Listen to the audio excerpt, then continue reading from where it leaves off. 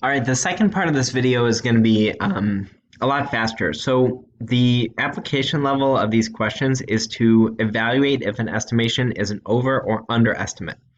Um, and it turns out that increasing, decreasing doesn't matter at all. The only thing that matters is concavity. So if the second derivative is positive, then that means that a graph is concave up. We'll take a look at what that would look like. If a graph is concave up, here's our point of tangency, and here's our tangent line. And then you see these little dots off to the side. The one that's on the curve is the actual function value, and the one that's right here on the tangent line is the tangent approximation. Sorry, I know how to spell.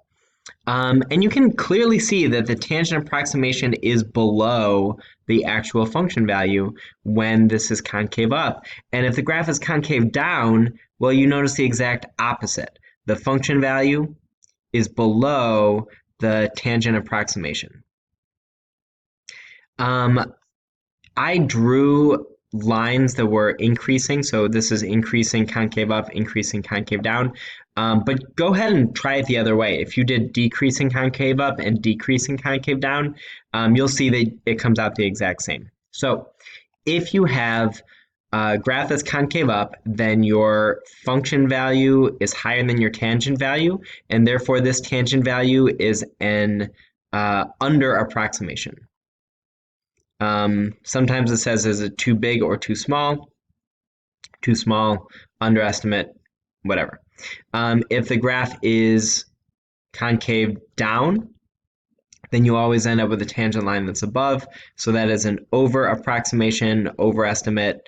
It's too high. I don't care how you say it, but this is all you have to know in order to determine this. You don't even need to know what the approximation is. You just need to know if it's concave up or concave down.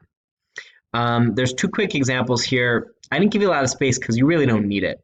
The first example is, will linear approximations to the function g of x equals this stuff give estimates that are too high or too low, and explain? Well, the only thing I need to know is the second derivative going to be positive or negative? So let's find out. This is g of x, so let's find g prime of x so that we can find g double prime. G prime of x is going to be negative 42 x to the fifth minus 4x to the third.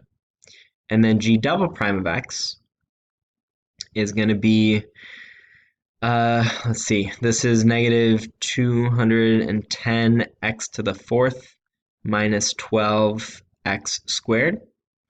And then what we need to know is this. This is g double prime of x. Is this always positive, always negative, or does it change based on x? Well, x squared is always positive, and x to the fourth is always positive. And in this case, they're both being multiplied by negatives. So this is going to be always negative. The next example won't be. But if this is always negative, then that means that g double prime of x is always concave down. So the question is this function going to, our tangent line is going to give estimates that are too high or too low? Well, if it's always concave down, then the tangent approximations are always going to be too high. So we're going to say too high because g double prime of x is strictly negative.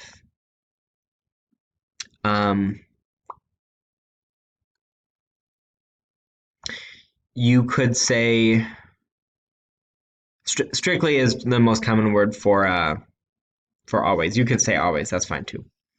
All right. Next example, with a tangent line approximation to the function k of x with the property k double prime equals negative 6x plus 1, give over or under estimates at x equals negative 1. Explain. Well, take a look. First of all, they already gave us k double prime.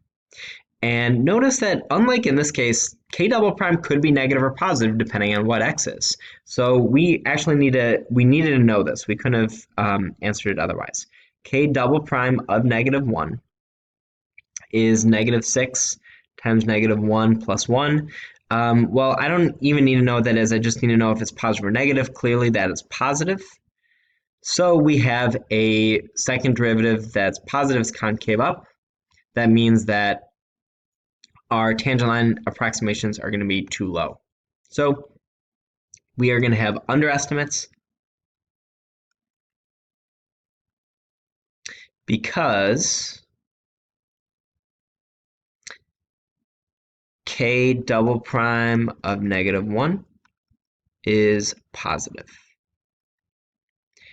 You notice I didn't say strictly positive because it's not always positive. It's only positive at -1 for the purposes of this question.